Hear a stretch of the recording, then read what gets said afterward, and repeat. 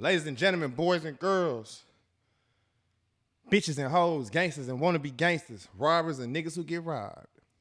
My name is T-Red, a.k.a. Big Rojo, a.k.a. your baby mama, baby daddy, homeboy, nephew, uncle, cousin, DoorDasher, barber, old plug. I got a new job. I'm a YouTuber. Make some noise for me. And this is a very special episode of the Green Box Podcast. This episode is called The Music Time Machine, References. What's a reference track? All right, a reference track is a rap or R&B song or any kind of song written by somebody else and recorded by somebody else. So for example, Neo wrote Irreplaceable for Beyonce, but there is a reference track of Neo performing the whole record, meaning he wrote it and sung it and recorded it, then sent it to Beyonce. She heard it and she re-recorded it. So follow me. Beyonce heard the reference that Neo recorded. She liked it and re-recorded it. And here we got to the left, Irreplaceable. So that's a reference track. Now, reference tracks in hip-hop are kind of frowned upon, right? Because in hip-hop, everybody traditionally want to have the best pen. You want to be able to be the best rapper. But to be the best rapper, you have to write your own raps. So let's get it started. Now that you know what a reference track is, let's get into it. The first one is one of the most famous reference track in the world. The only other one I think may be Still D.R.E. by Jay-Z and Dr. Dre. You know what I'm saying? Still J-A-Y. But this record is called Rico. 2015, M.A.F.I.A enlisted Drake for his album Dreams, Worth More Than Money, for a record called Rico. This started the infamous beef between them two. Twitter fingers, shit like that. Meek went on a rant. I guess because Drake ain't reposted his album. He went on a rant and told everybody, hey, Drake didn't even write that shit. Allegedly, Meek Mill got that information from DJ Drama because the record was recorded at DJ Drama's studio here in Atlanta by Quentin Miller. So let's put it like this. For example, we got Hitmaker now, right? He has a whole team of writers and producers who just get together, write raps, 4 rap songs, 4 R&B songs as demos and shop them around to people. For example, shop it to French Montana. He might like it. He'll re-record the whole damn thing. You thought he wrote it. He didn't. He got a reference. So, and Drake, in his defense, he's a rapper, R&B / artist. So references in R&B world, it's common 90% of the time. You know what I mean? So Drake is probably accustomed to references. But this time, it backfired.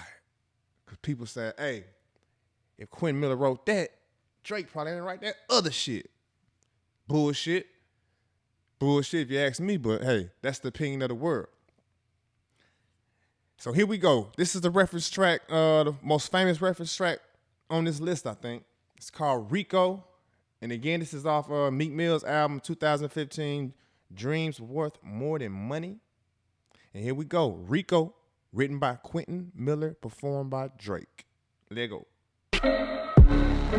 I've been counting it out so many times I couldn't count it. Sauce dripping like water dripping from a fountain. Now, man, I didn't have to do what I did, but I did that shit anyway. I hear him popping behind me, but when I'm up front, there's nothing to say. Oh, be my Drake, brother, me and him go way back, Shaq and Penny days. I've been up way too many days, but y'all sleep enough for me anyway. Came down like the pimple say, the hottest nigga in the game is me. Hit my show, you leaving with the Winnie face. I ain't sweating niggas anyway. Hit the rider when I'm riding. It's clearly a reference track, right? Can't deny it. My thing is with this, right? With a reference track, writing it is one thing, but you gotta be able to perform it and sell it. Make me believe it. Drake made me believe it. Ask yourself this question. If that was a Quentin Miller record, would you still listen to it? Honestly. Nah, probably not. But because Drake is who he is, he gets on the record. And let's not shy away from the fact that he owned that verse and performed that shit like he wrote it. So that's the first reference track, Rico, Meek Mill featuring Drake, written by Quentin Miller. So let's go to number 2. All right, now that everybody know what a reference track is, we're going to take it back a little bit. We're going to take it back to like 1995. You know what I'm saying? The Bulls just won the championship probably. And we got this artist by the name of Biggie Smalls, Notorious B.I.G. Just went multi-platinum off this debut album, Ready to Die. One More Chance remix, Big Papa, Juicy, all that shit. He popping. He the nigga. So now he got to put the homies on. He got the homies Lil Kim from the hood. He got Lil C's. He probably tired of paying for everything. Y'all niggas got to start rapping. Them niggas can't rap. So what did Biggie do? Biggie's ahead of his time. Biggie said, I'm going to write y'all niggas raps for you. And Biggie don't even write. So one of my favorite ones was Players Anthem, Junior Mafia. Biggie wrote Lil C's verse. Probably wrote the whole record. But again, like I said, writing that shit is one thing, but you gotta be able to perform it, shawty. So let's go to it real quick.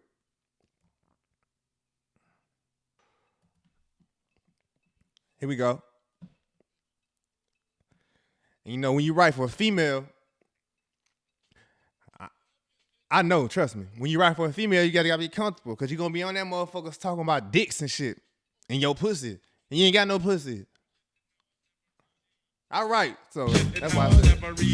Now, who smoked more blunts than a little bit? What are you, an idiot? Listen to the lyrics I spit like M1s. Got mad guns up in the cabin. Cause C's ain't the one for the dipping and jabbing shit. So he wrote that as he was you got your ass caught or your soul that shit was art, fired. man. From Like, the I respect that so much because I do it.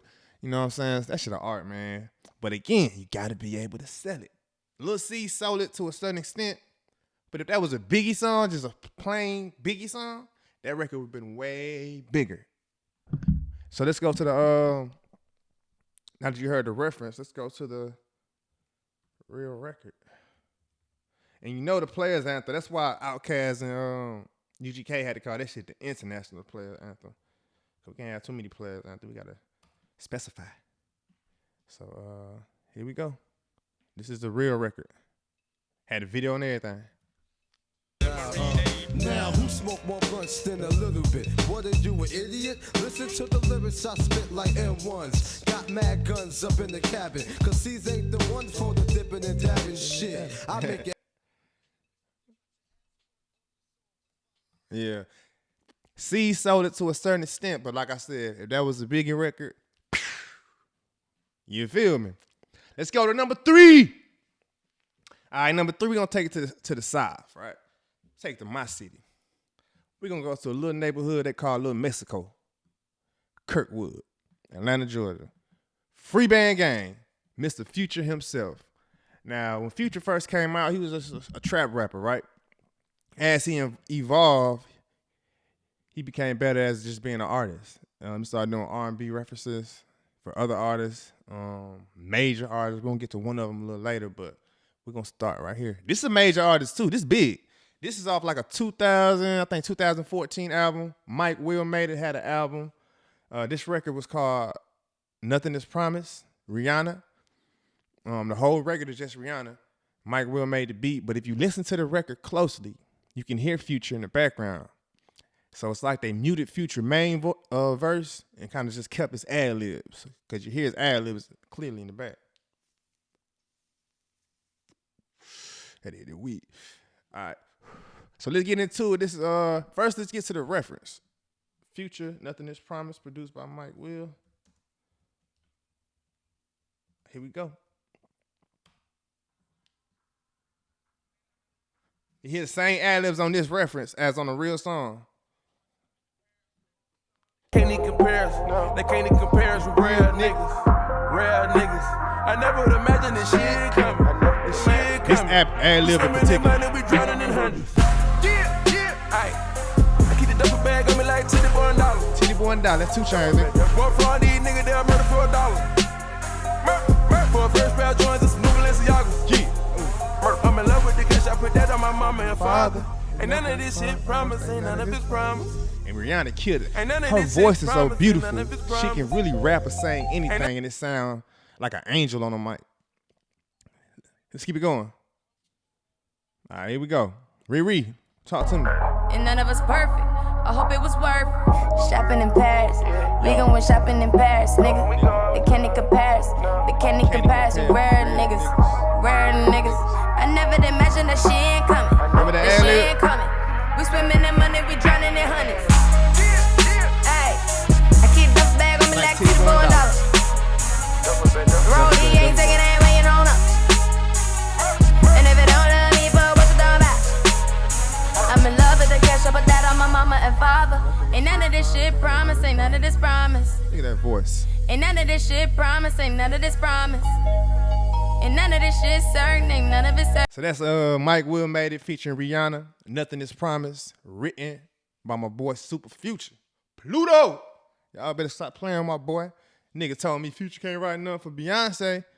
Alright. Stay tuned. When we on number 4. So number 4, we're gonna take it to the West Coast. This record was released in 2018, right? Off an album called The Carters by Beyonce and Jay-Z. You know, the queen and king themselves. This song is called Bosses. Now, originally, this record was written by my boy Dolla. Here we go. I ain't even gonna pop too much shit. Y'all know Dolla. Got a very unique voice. And here we go. Let's play it. I probably heard this one. Sound like same beat and everything. Real one, ain't nothing to it. Boss, nothing to it. Real one, Beyonce killed it too. This record could have went either way to me. Dolla could have released it. I paid He the performed it cost. well too. Oh, gon' take it off. You know Beyonce gonna take it. I work hard and I ball.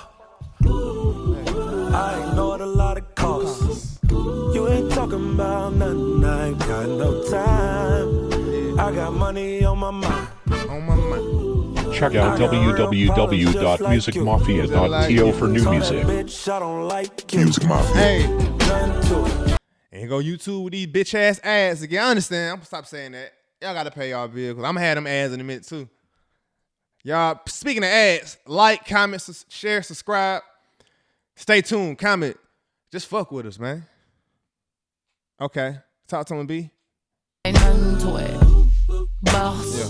She said Ain't nothing to it. nothing to it. Real one. Real one. Ain't nothing to it. Nothing to it. Boss. She was I pay the that's cost. the queen. Ooh, gon' take it all. Take it all. I record, then I ball. I ignored a lot of calls. You ain't talking about nothing, I ain't got no time. Got that dinero on my mind. That's one of my favorites. Ooh, Like that. I got That's one of my real favorite problems songs just on that like you. Tell that bitch. album. The Carters, Boss. So let's go to number 5. This is gonna be a quick one. Real quick one, because it's all I could find on it. So this song is off Travis Scott album. It also features Drake. Drake always in the mix, ain't he? But Drake on this record is called Sicko Mode. It came out 2018. Actually, the Sicko Mode verse, Travis Scott verse, I ain't say Drake verse. I think Drake wrote his verse. But Travis Scott verse was actually written by a legendary artist out here by the name of Sci-Hi. You know what I'm saying? Sci-Hi the Prince.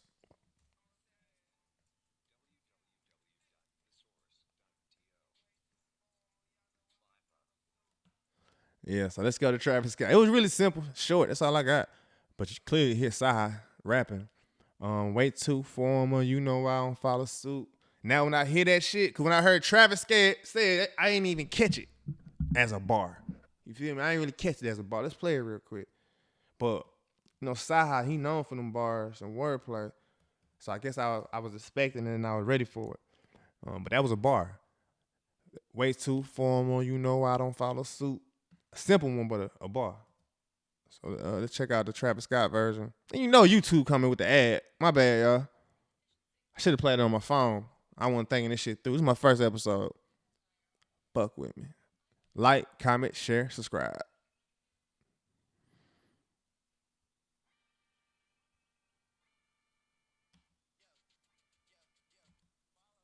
www.thesource.to. M.A.F.I.A. Clearly, word for word.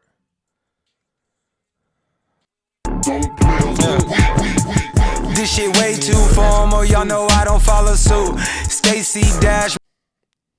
All right, so this one, this is off of 2000. I want to say 2020. 2020, right? It's released 2020 off DJ Khaled's album. Greek. Well, the album was called something else. The song is called Grease. Grease. Performed by Drake. Here you go again. Performed by Drake. This song was actually a reference track from a producer out in I want to say it's a Turkish producer. His name is OZ. I want to say Drake shot him out in the record too. I'm gonna make sure I find out, but he did both those records, Pop Star and Grease. And the Grease reference leaked. It's a little slower, you know.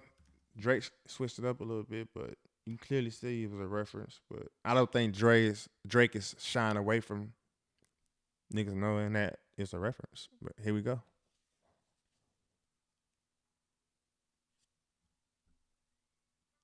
And the ghostwriter name is OZ Music.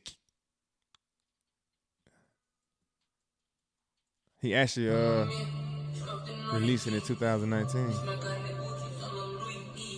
A little slower.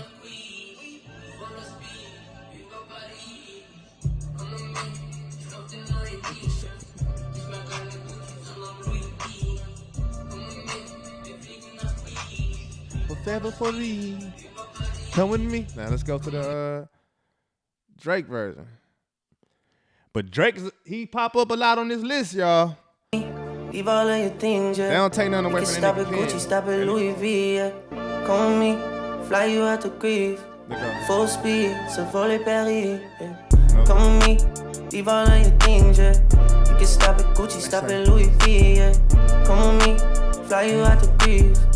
Full speed, so volley Paris. Come with me. See, he switched it up a little bit. That's why he sound like on that motherfucker. When I first heard that song, like, who this nigga think he is? That's why he sound like that shit, because another nigga wrote it from another country. I'm gonna wrap it up. I'm gonna give y'all one more. I got a list. I'm gonna keep the two more.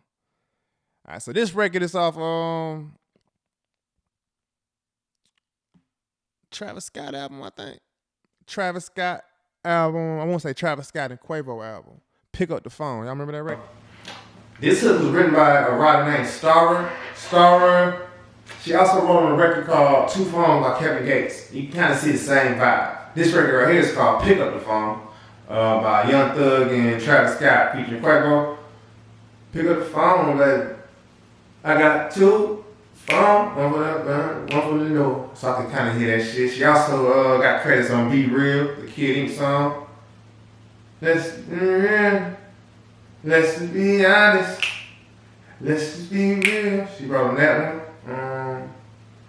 But let's go to the one we're talking about. Pick Up the Phone. This is Young Thug, Starr, and Travis Scott demo. Oh yeah, that's what it sound like on that record, cause she created the vibe. Check it out.